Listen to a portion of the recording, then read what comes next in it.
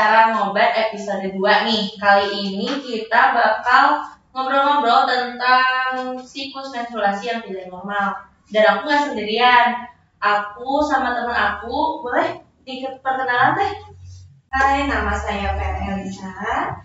Saya di sini sebagai bidan di Klinik Pratama Yankes ITB. Saya di sini bisa menjawab beberapa pertanyaan mungkin yang akan diajukan oleh Teh Maura ya. Kita ngobrol-ngobrol aja ya Teh. Boleh.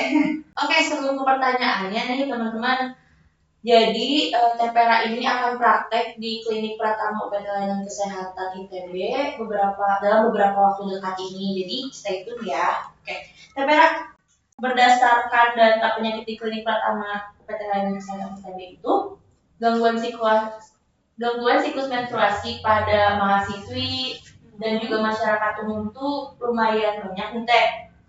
Jadi ini aku udah rangkum beberapa pertanyaan yang ringan-ringan aja, tapi semoga membantu teman-teman yang juga di rumah nih merasa kenapa ya siklus menstruasi aku keganggu, nggak lancar, terus misalkan kayak yang nggak rutin gitu, tanggalnya beda-beda. Mungkin di sini Teh Vera bisa bantu menjawab pertanyaan-pertanyaan yang ada di benak kalian. Nih Teh, gimana sih siklus menstruasi yang enggak lancar itu? Di sini sebelum kita membahas ke menstruasi yang tidak lancar ya, kita harus tahu dulu menstruasi yang lancar itu seperti apa. Gitu. Kan kalau misalnya menstruasi itu terjadi pada usia pubertas ya, awal pubertas sekitar 10 sampai 12 tahun. Tapi memang sekarang itu banyak yang anak SD usia 9 tahun itu udah menstruasi. Nah, itu berlangsung sampai mau menopause. Jadi sekitar usia kurang lebih 45 sampai 50 tahunan yang menstruasi. Nah, menstruasi ini siklusnya itu karena kan peluruhannya dari dinding rahim gitu ya, dia tidak dibuahi makanya dia meluruh jadi keluar menstruasi. Singkatnya seperti itu. Nah, normalnya itu siklus menstruasi itu terjadi sekitar 21 sampai 35 siklus per bulannya. Nah, lamanya itu sekitar 2 sampai 7 hari. Lamanya kalau misalnya yang tidak normal itu berarti di atas 35 hari dan di bawah 21 hari. Berarti kan lebih cepat dan lebih lama, lebih panjang siklusnya. Nah, selain itu juga dia ada keluhan, misalnya sakit perut atau kram perut yang sangat hebat. Kemudian ada perdarahan di luar siklus menstruasi, misalnya nih sekarang udah mens nih, nanti kan jarak ke menstruasinya sekitar 21 sampai 35 hari ya siklusnya. Tapi di antara itu, ada keluar bercak lagi misalnya atau keluar darah lagi, nah itu kan di luar siklus menstruasi. Nah itu bisa dikatakan yang tidak normal. Nah selain itu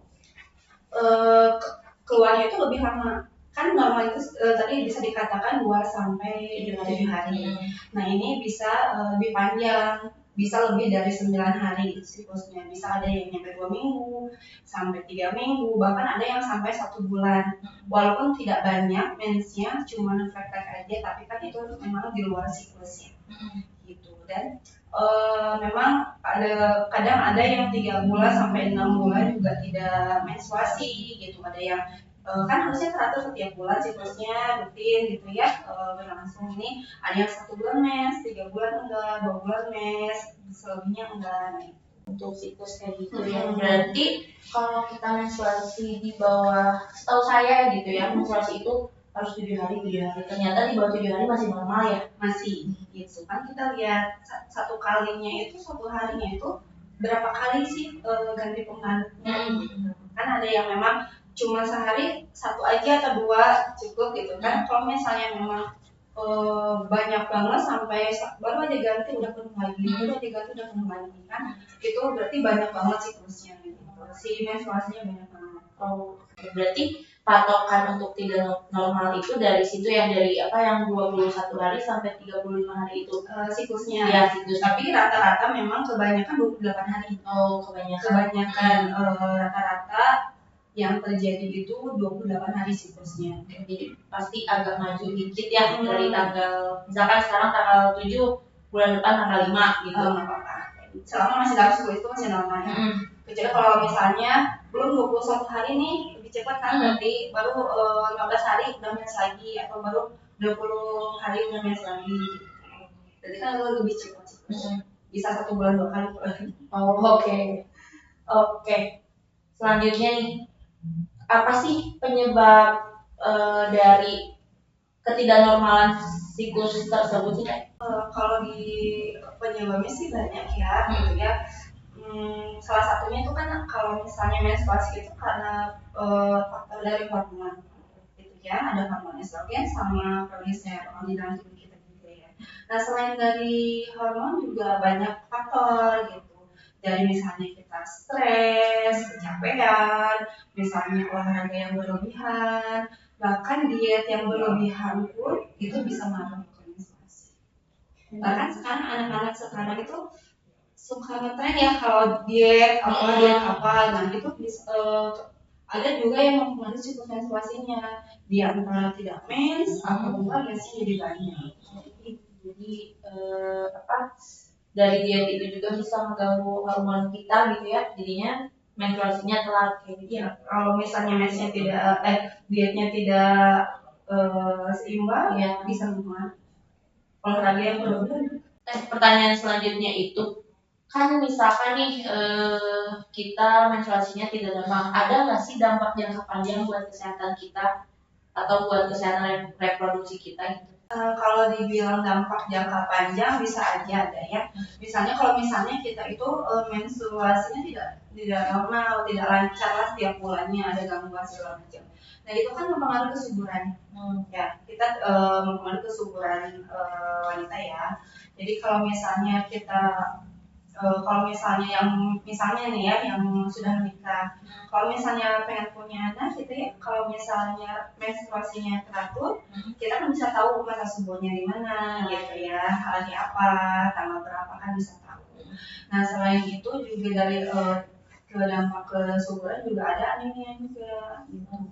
Misalnya kalau kita menstruasinya tidak lancar atau bahkan banyak sekali menstruasinya, bisa ngaruh ke HB dalam tubuhnya juga bisa berkurang atau gimana. Jadi pengaruh kepada kesehatan gitu. Bisa pusing atau lemas, letih, gitu, gampang capek. Terus yang paling itu ini ya, moody ya, lebih seringnya. Jadi kita gampang marah-marah, kesenggol sedikit marah. Bahasa Sundanya udah Betul. Oke, berarti untuk pengaruh jangka panjangnya tuh ya yang kayak itu anemia gitu ya, kayak kesuburan itu sih ya. Berarti kalau misalkan kita mengalami keadaan tersebut, apa sih teh, ada saran nggak ya buat supaya siklus kita kembali normal? Kalau misalnya saran ada sih ya. Kalau misalnya memang mensnya tidak kita nih kan kita udah tahu nih mensnya yang teratur gimana. Nah kita kan pasti tahu dong kita mens hari apa tanggal berapa kan kita aware nih kalau misalnya mensnya tidak teratur. Nah kalau misalnya mencegah itu gitu ya banyak sih sebetulnya. Kan tadi salah satu penyebab itu adalah stres ya. Coba dikurangin dulu stresnya. Ya, sebisa mungkin stresnya dikurangin. Terus kemudian dari pola makan, pola hidup sehat, gitu. Kalau misalnya olahraga teratur, makan gizi seimbang, gitu bisa sih dari situ. Oke teh, tadi itu cara mencegahnya ya biar siklus kita kembali normal gitu ya. Terus ada nggak sih teh pengaruh kontrasepsi hormonal ke siklus menstruasi kita? Oh iya, lupa tadi memang pengaruhnya ada juga dari HB ya, bisa dari pil, bisa dari implan, suntik, bahkan kadang IUD pun kadang mempengaruhi ya siklus mensnya gitu. Kalian kalau misalnya KB hormonal itu kan dia ada hormon juga ya di dalam KB-nya. Jadi dia bisa mempengaruhi, karena KB itu ada yang memang diperuntukkan untuk menyusui. Nah, kalau misalnya buat menyusui itu tidak mens harusnya. Jadi itu bisa mempengaruhi siklus mensnya sendiri. Kadang yang pakai IUD pun, misalnya dia lebih sering nih si mensnya, bahkan sebulan 2 kali tapi cuma flek aja. Nah kan itu mah karena disebabkan karena ada benda asing di dalam tubuh ya. Ibaratnya gitu, benda asing di dalam tubuh, jadi kan ada penyesuaian. Adaptasi. Itu. Nah, ada benda asing dalam rahim, jadi kan ada penyesuaian, ada adaptasi, ya itulah. Tapi memang biasanya terjadi di 3 bulan pertama atau 6 bulan pertama, selebihnya sih siklusnya normal lagi. Gitu. Tapi itu nggak masalah sih kalau misalnya pakai kontrasepsi. Oke. Kira-kira waktu kapan nih kita harus konsultasi ke bidan gitu? Nah, kalau misalnya ditanya kapan, sebetulnya sih kalau mau konsultasi masih boleh ya gitu. Kalau misalnya udah tahu nih, oh ini mensnya kenapa nih tidak teratur gitu. Boleh misalnya mensnya yang banyak, lebih dari 9 hari, lebih dari 7 sampai 9 hari misalnya. Terus siklusnya itu lebih dari 35 hari atau kurang dari 21 hari. Kemudian sakit perut bagian bawah yang berlebihan, misalnya terus disertai pusing atau lemas, boleh ya. Terus kalau misalnya tidak mens selama 3 sampai 6 bulan, boleh nanti konsultasi ke bidan atau ke dokter. Nah, jadi itu teman-teman, kapan waktunya kalian harus mulai konsultasi dengan bidan atau dokter mungkin ya di waktu tersebut, kayak misalkan menstruasinya udah sakit, kram perutnya sakit banget ya, terus tadi kurang dari 21 hari atau lebih dari 35 hari, kayak itu kalian udah bisa konsultasi. Jadi merasa aneh kok siklus aku kayak gini, nah langsung cepet-cepet datangin Teh Pera atau bidan-bidan lainnya. Oke Teh, kita lanjut ya. Apa nih saran Teteh buat teman-teman di luar sana yang siklusnya gak teratur nih Teh? Sarannya boleh ya, kan sekarang banyak tuh mahasiswa atau anak-anak sekolah mensnya sakit nih gitu ya, sampai ada yang pingsan pernah gitu ya. Sarannya sih coba olahraga teratur ya, karena itu sangat efeknya bagus gitu ya buat metabolisme tubuh ya. Olahraga teratur, terus makan gizi seimbang, terus kurangi stres, gitu aja sih paling. Simpel itu, tapi ngaruh banget ya. Iya, karena banyak sekali yang gampang stres, olahraga yang sangat berat dan diet yang sangat ketat itu juga sangat berpengaruh. Terus ada nggak sih Teh langkah-langkah yang bisa diambil oleh kita nih cewek-cewek untuk menjaga kesehatan reproduksi secara keseluruhan? Kalau misalnya untuk menjaga organ reproduksi ya, ada banyak perlakuannya, beda perlakuannya antara yang gadis-gadis atau sudah menikah misalnya ya. Misal kalau misalnya yang anak gadis lebih diutamakan lagi kebersihannya, personal hygiene-nya gitu ya. Misalnya ganti pembalutnya, jangan 1 hari full gitu ya, sehari gitu kan enggak banget ya, paling maksimal itu 4 jam ya. Jam sekali ganti. Nah, kalau misalnya kadang kan suka ada yang pakai panty liner nih. Nah, kalau bisa jangan lebih dari 4 jam gitu ya. Terus kalau misalnya cebok itu harus kering. Ya, maksudnya harus kering itu, jadi habis cebok itu harus dikeringin pakai boleh tisu atau lap sendiri boleh gitu ya. Tapi tisunya juga jangan yang mengandung alkohol atau vakum gitu. Tisu cara ceboknya juga ada caranya gitu ya. Jadi kalau misalnya cebok itu dari kalimat ya, kalau misalnya rekomendasi itu dari atas nih, dari atas ke bawah gitu. Jadi dari atas anus gitu, jangan dibalik dari anus ke atas. Nah itu kan dari anus itu banyak bakteri ya. Kalau misalnya kita dari bawah ke atas, nah si bakteri itu ikut. Nah itu bisa kadang bakteri itu kalau kita tidak bersih, kadang menyebabkan gatal, keputihan bisa. Kalau misalnya yang sudah menikah atau misalnya yang sudah aktif berhubungan, sama aja sih sebelumnya kayak yang tadi personal hygiene-nya segalanya. Cuman kalau misalnya yang sudah menikah atau sudah aktif berhubungan itu disarankan 1 tahun sekali atau 2 tahun sekali itu wajib untuk cek papsmear. Ini pakai yang paling ringannya yang gitu. Jadi untuk melihat ini bakterinya aman nggak gitu. Ada arah ke sana nggak, ke kanker serviks atau enggak gitu.